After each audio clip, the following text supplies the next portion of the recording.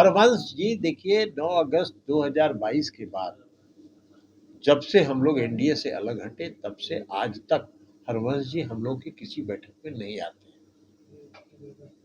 और न ही संसदीय दल की बैठक में आते हैं। पार्लियामेंट्री पार्टी की भी मीटिंग हम लोग जब संसद का सत्र चलता है हर बुधवार को करते हैं, उसमें भी नहीं आते। तो जब किसी पार्टी में बैठक में नहीं आते हैं और हो सकता है संभव है कि प्रधानमंत्री जी ने उनको मना कर दिया हो कि भाई मत कोई बैठक में जाइए, तो इसलिए वो नहीं आते हैं।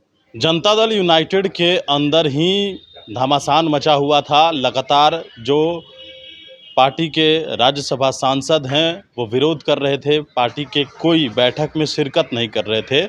9 अगस्त 2022 के बाद किसी भी बैठक में नहीं शामिल हुए हैं। बड़ा खुलासा हरिवंश सिंह को लेकर ललन सिंह ने किया है आज, और ललन सिंह ने कहा 9 अगस्त 2022 के बाद वो किसी बैठक में नहीं आए हैं। हालांकि उन्होंने इस बात को कहा कि उनसे जब सवाल पूछा गया कि क्या हरिवंश सिंह जो हैं वो बाहर रहेंगे, क्या वो पार्टी से बाहर चले गए हैं, जिसको लेकर ललन सिंह ने सीधे तौर पर कहा है कि अभी वो तकनीकी रूप से पार्टी से बाहर नहीं जा सकते हैं, लेकिन उनका नाम फिलहाल हटा दिया है इसलिए क्योंकि वो किसी बैठक में शामिल नहीं हो रहे थे, इसीलिए उस नाम को हटाया गया है। नीतीश कुमार ने सबसे उनके लिए फ़ोन करके उनके लिए वोट मांगा था, लेकिन उसके बाद शायद उनको प्रधानमंत्री ने मना कर दिया बैठक में जाने से, इस वजह से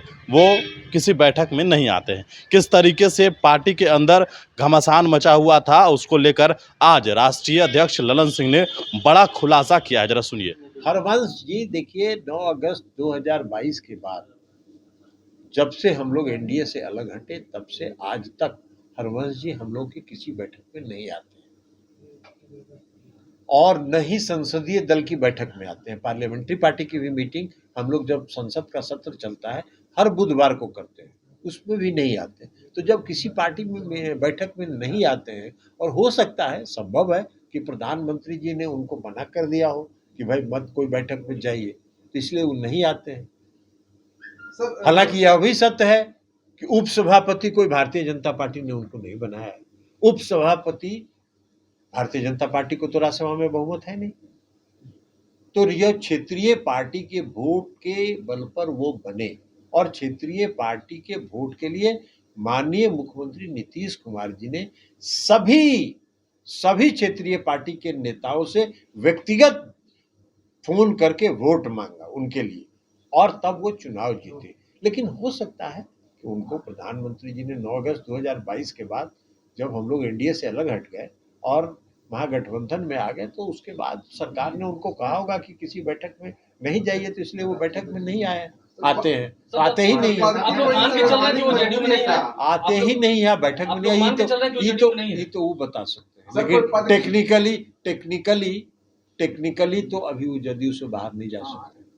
तकनीकी रूप से तो जदयू से बाहर नहीं जा सकते, लेकिन बैठक में नहीं आते हैं।